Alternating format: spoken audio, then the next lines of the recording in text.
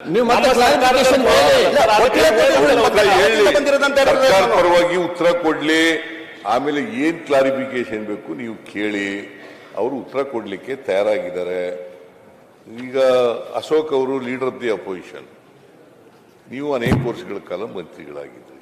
ಸರ್ಕಾರ ಉತ್ತರ ಕೊಡುವಾಗ ಮಧ್ಯೆ ಡಿಸ್ಟರ್ಬ್ ಮಾಡಿದ್ರೆ ಅವ್ರು ಉತ್ತರ ಕೊಡಕ್ಕಾಗತ್ತಾ? Let him reply. ಆಮೇಲೆ ಕೇಳಿ, ಏನ್ ಬೇಕಾದ್ರೂ ಕೇಳಿ, ಬರ್ಕಳಿ ಕೇಳಿ. ಆಮೇಲೆ ಈ ಒಫ್ಯಾಕ್ ಬಂದಿರೋದು ಹೇಳ್ತಾ ಇದ್ದೀರಾ, ಸ್ವಾತಂತ್ರ್ಯ ಬರೋದು ಮುಂಚೆನೆ ಮುಖ್ಯಮಂತ್ರಿಗಳು ಹೇಳಿದ್ದಾರೆ ಮಂತ್ರಿಗಳು ಉತ್ತರ ಕೊಡುವಾಗ ನೀವೆಲ್ಲ ಡಿಸ್ಟರ್ಬ್ ಮಾಡಬಾರ್ದು ಅಂತ. ನಾನು ಹಂಗೆ ವಿರೋಧ ಪಕ್ಷ ನಾಯಕ ಮಾತಾಡುವಾಗ 12 ಜನ ಎದ್ದು ನಿಂತ್ಕೊಂಡು ಮಾತಾಡಕ್ಕೆ ಬಿಡಲಿಲ್ಲ. ಇಲ್ಲ, ಇನ್ಮೇಲೆ ಮಾತಾಡಕ್ ಕೊಡಲ್ಲ ಬಿಡಿ. ಮಾತಾಡ್ಬೇಡ್ರಪ್ಪ, ಇನ್ಮೇಲೆ ಯಾರು ಮಾತಾಡಲ್ಲ.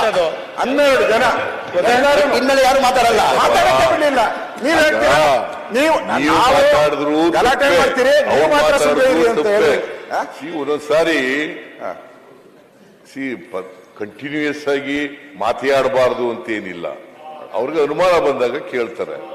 ನೀವು ಉತ್ತರ ಕೊಡಕ್ ಆಗಲ್ಲ ಅಂತಂದ್ರೆ ಕೊಡಬೇಡಿ. ಅಲ್ಲ, ವಿರೋಧ ಪಕ್ಷ ನಾವು ಮಾತಾಡುವಾಗ ಅವ್ರದ್ದೇನಿತ್ತು,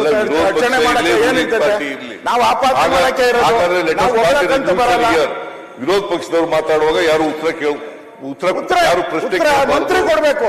ರೂಲಿಂಗ್ ಪಾರ್ಟಿಯವರು ಉತ್ತರ ಕೊಡುವಾಗ ಯಾರು ವಿರೋಧ ಪಕ್ಷದವರು ಮಾತಾಡಬಾರ್ದು ಅಂತ let us pass A resolution, let us take A decision in this house. ಅಲ್ಲ, ಹಂಗೆ ಆಗಲ್ರಿ, ಹಂಗ ಆಗೋದಿಲ್ಲ. ಅಲ್ಲ, ನಮ್ಗೆ ಹೇಳ್ತಾ ಇದ್ದೀರಲ್ಲ ನೀವು ಉತ್ತರ ಕೊಡಕ್ಕೆ ಮಾತ್ರ ಮಾತಾಡಬೇಡಿ. ತಗೋಬಹುದು, ನಾವು ಮಾತಾಡ್ತಾ ನೀವು ಡಿಸ್ಟರ್ಬ್ ಮಾಡಬೇಡಿ. ಹಾಗೆಲ್ಲ ಈಗ ಅವ್ರು ಉತ್ತರ ಕೊಡ್ಲಿ, ಅವ್ರು ಉತ್ತರ ಕೊಡ್ಲಿ. ಏನು ಕೇಳಲೇಬೇಡಿ ಅಂತ ಹೇಳಕ್ ಹೋಗಲ್ಲ. 3 ಜನ 4 ಜನ ಒಟ್ಟಿಗೆ ಎದ್ದು ನಿಂತ್ಕೊಂಡು ಕೇಳಿದ್ರೆ ಏನು 12 ಜನ ಅವ್ರ ಉತ್ತರ ಹೆಂಗೆ? 12 ಜನ ಎದ್ದು ನಿಂತ್ಕೊಂಡ್ರು ಮಾತಾಡಲ್ಲ. ಇನ್ಮೇಲೆ ಮಾತಾಡಲ್ಲ, ಬಟ್ ಮಾತಾಡಲ್ಲ. ರೆಕಾರ್ಡ್ ತೆಗೆಸ್ತಾ ಮಾಡಿದ್ರೆ ನಿಮ್ ಫೋರ್ಸ್ ಅಲ್ಲಿ ಕೇಳೇ ಇಲ್ಲ ಸರ್, ನಿಮ್ ಫೋರ್ಸ್ ಅಲ್ಲಿ ನಾವು ಕೇಳೇ ಇಲ್ಲ ಸರ್. ರೆಕಾರ್ಡ್ ತೆಗೆದು ಮುಖ್ಯಮಂತ್ರಿಗಳು ರೆಕಾರ್ಡ್ಸ್ ತೆಗೆಸಿ ನೋಡಿ ಯಾರ್ಯಾರು ಡಿಸ್ಟರ್ಬ್ ಮಾಡಿದ್ರು, ಎಷ್ಟೇ ಜನ ಎದ್ದಿದ್ರು. ಇನ್ಮೇಲೆ ಮಾಡಲ್ಲ ಅಂತ ಬಿಡಿ, ಇನ್ಮೇಲೆ ಮಾಡಲ್ಲ. ನಮ್ದು ಹೇಳ್ತೀರಾ ನೀವು ಸಾವಧಾನವಾಗಿ ನಡ್ಕೊಳ್ಳಿ.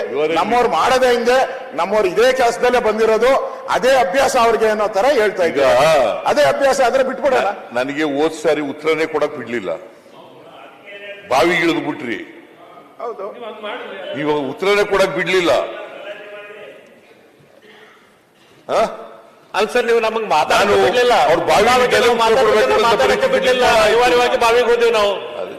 ಈಗ ನೋಡಿ, ಪ್ರಜಾಪ್ರಭುತ್ವ ವ್ಯವಸ್ಥೆಯಲ್ಲಿ ಸಂಸದೀಯ ಚೌಕಟ್ಟಿನಲ್ಲಿ ಕೆಲಸ ಮಾಡುವಾಗ ಅನುಮಾನಗಳಿದ್ದಾಗ ಕೇಳಬೇಕು. ಬಟ್ ಅದನ್ನೇ ಒಂದು ಕಂಪ್ಲೀಟ್ ಆಗಿ ಉತ್ತರ ಕೊಡಕ್ಕೆ ಬಿಡದೇ ಇಲ್ಲ ನಾವು ಅನ್ನೋ ತರ ಆಗ್ಬಾರ್ದು, ಪರಿಸ್ಥಿತಿ ನಿರ್ಮಾಣ ಆಗ್ಬಾರ್ದು. ಅಲ್ಲ ಸರ್, ಒಬ್ಬೊಬ್ರು ಎದ್ದು ನಿಂತ್ಕೊಂಡು ಮಾತಾಡ್ಲಿ. ಈಗ ನಾನ್ ಮಾತಾಡುವಾಗ ಯಾರಿಗೋ ಒಬ್ರಿಗೆ ಡೌಟ್ ಬರ್ತದೆ, ಒಬ್ರು ಎದ್ದು ನಿಂತ್ಕೊಂಡು ಮಾತಾಡ್ಲಿ, ಕೇಳಲಿ, ನಂದೇನು ಅಬ್ಜೆಕ್ಷನ್ ಇಲ್ಲ. ನಾನು ಎಲ್ಲರೂ ಎದ್ದು ನಿಂತ್ಕೊಂಡು ಗಲಾಟೆ ಮಾಡಿದ್ರೆ ನಾವು ಮಾತಾಡೋದಂಗೆ. ನಮ್ ಸ್ಪೀಕರ್ ಅವರು ಬುಲೆಟ್ ಟ್ರೈನ್ ತರ ಇರ್ತಾರೆ. ಆಯ್ತಾ ಆಯ್ತಾ ಆಯ್ತಾ ಆಯ್ತಾ ಆಯ್ತಾ ಅಂತ ಹೇಳ್ತಾನೆ ಬುಲೆಟ್ ಟ್ರೈನ್ ತರ. ಗೊತ್ತಿದೆ, ಅವ್ರು ಸಾಕಷ್ಟು ಅನುಭವ ಆಗಿದೆ, ಅವ್ರು ಮಾತಾಡ್ತಾರೆ.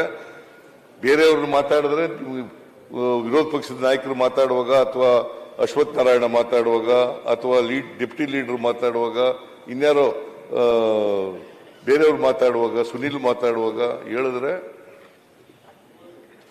ಸ್ಪೀಕರ್ ಇದ್ದಾರೆ, ಸ್ಪೀಕರ್ ಕಂಟ್ರೋಲ್ ಮಾಡ್ತಾರೆ. ನಾವು ಹಾಗಂತೇಳಿ ಅವ್ರು ಮಾತಾಡ್ತಾರೆ, ನಾವು ಮಾತಾಡ್ತೀವಿ ಅಂತ ಅನ್ಬಾರ್ದು. ಆಯ್ತು, ಆಗಿಲ್ಲ ಅವ್ರು ಮಾಡೋದೇ ತಪ್ಪು ಹೇಳ್ಬೇಕು.